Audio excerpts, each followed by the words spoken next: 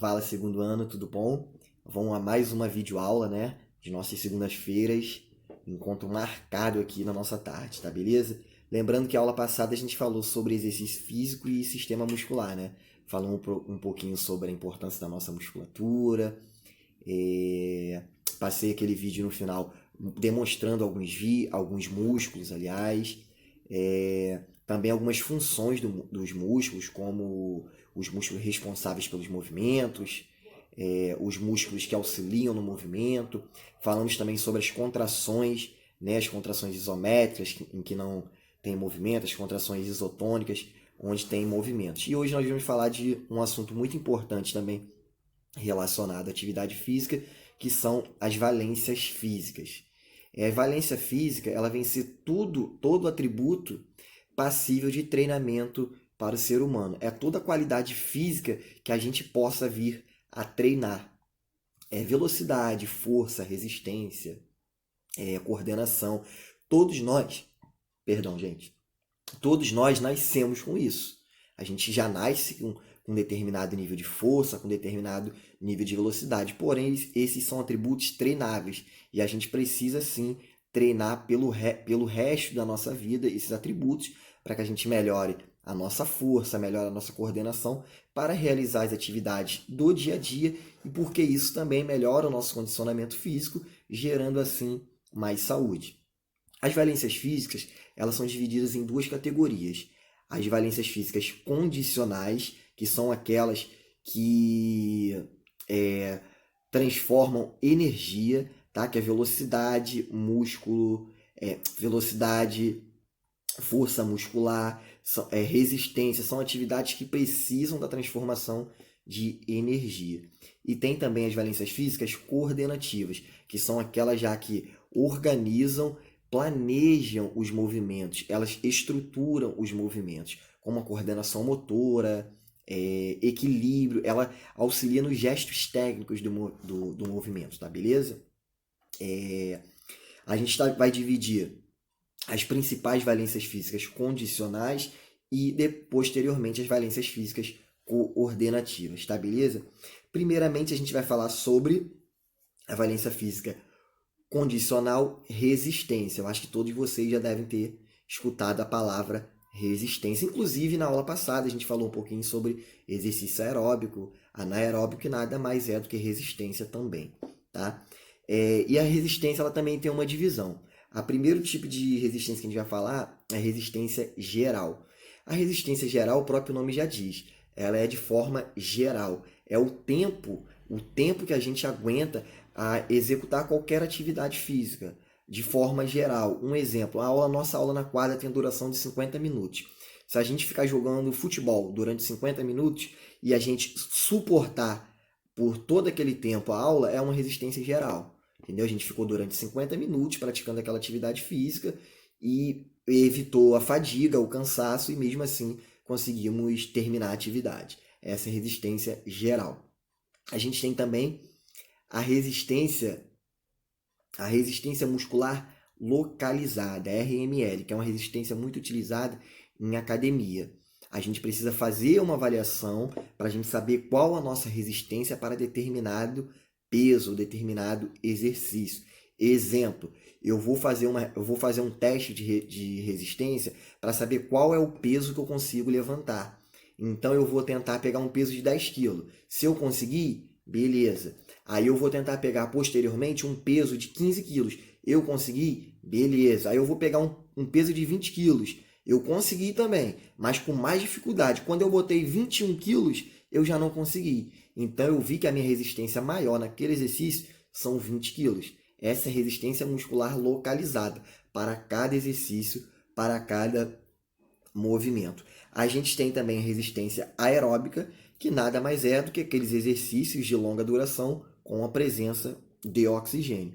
E a gente tem a resistência anaeróbica, que é o exercício que a gente consegue fazer sem a presença de oxigênio e manter o máximo de tempo possível. Lógico que esse tempo vai ser curto, mas a gente treina essa resistência aeróbica tentando o quê? Ampliar o tempo de exercício, mesmo sem a presença de oxigênio. É algo mais complexo, a intensidade muito alta. Tá, beleza? Então falamos sobre as 4 resistências. Posteriormente, a gente entra na valência física força, tá, beleza? Força também é uma valência física que a gente já nasce com ela, porém a gente pode treinar ao longo da nossa vida. A força em si é a capacidade de exercer uma tensão muscular sobre qualquer resistência. Um exemplo, você empurrar um carro, você está gerando força, é uma tensão da sua musculatura sobre aquela resistência, beleza? A primeira divisão é em força máxima. O que é força máxima? Você vai empurrar um carro, você vai botar o máximo de força que você consegue na hora de empurrar aquele carro. Você não consegue ir além daquilo. Essa é a sua força máxima, beleza? A gente tem também a força dinâmica, que é a força dinâmica, o nome já diz, é a força em movimento, que é nada mais do que a força concêntrica e a excêntrica, é a capacidade de a gente exercer uma tensão em movimento, ou de forma concêntrica, aproximando a musculatura, ou de forma excêntrica, alongando a musculatura. Força dinâmica nada mais do que força em movimento.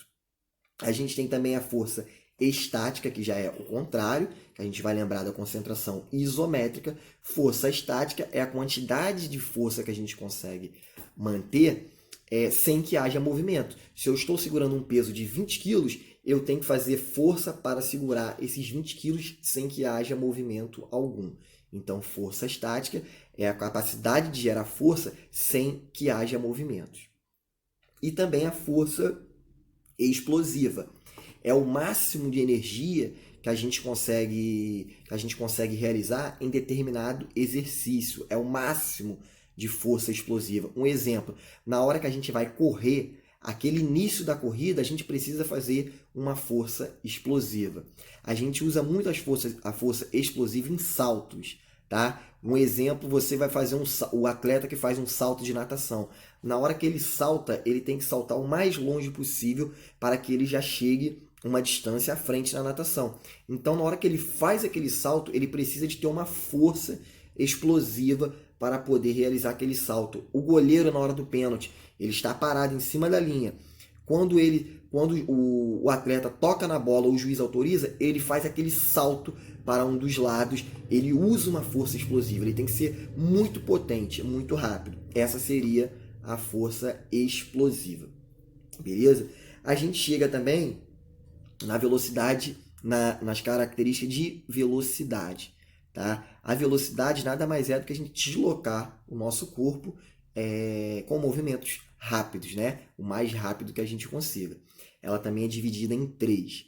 Primeiro é velocidade de reação, tá? Velocidade de reação é a capacidade de a gente responder a um estímulo visual.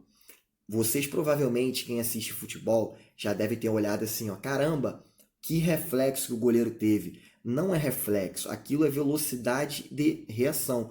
O reflexo é todo movimento involuntário, ou seja, se ele é involuntário, eu não tenho a intenção de fazer.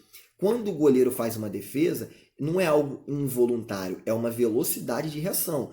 Por mais que o chute seja muito próximo, ele tem a capacidade de quê? De estar olhando para a bola, e quando ele vê a bola se movimentar, ele tem aquele estímulo rápido de, por exemplo, estender o braço para defender a bola. Ele percebeu aquele estímulo visual e conseguiu fazer a defesa. É a velocidade de reação. Vou dar um exemplo prático de vocês. Tenho certeza que já deve ter acontecido com vocês na sala, com algum de vocês. Você está sentado na cadeira normal, na cadeira na sala, e o colega da frente, ele levantou por qualquer motivo para ir no banheiro, ou para falar com o professor, enfim, ele levantou. E quando ele levantou, a caneta que estava na cadeira dele, ela começa a descer. Já viu que ela vai cair? E quando você tem aquele estímulo de visual, de ver que a caneta vai cair, o que você faz?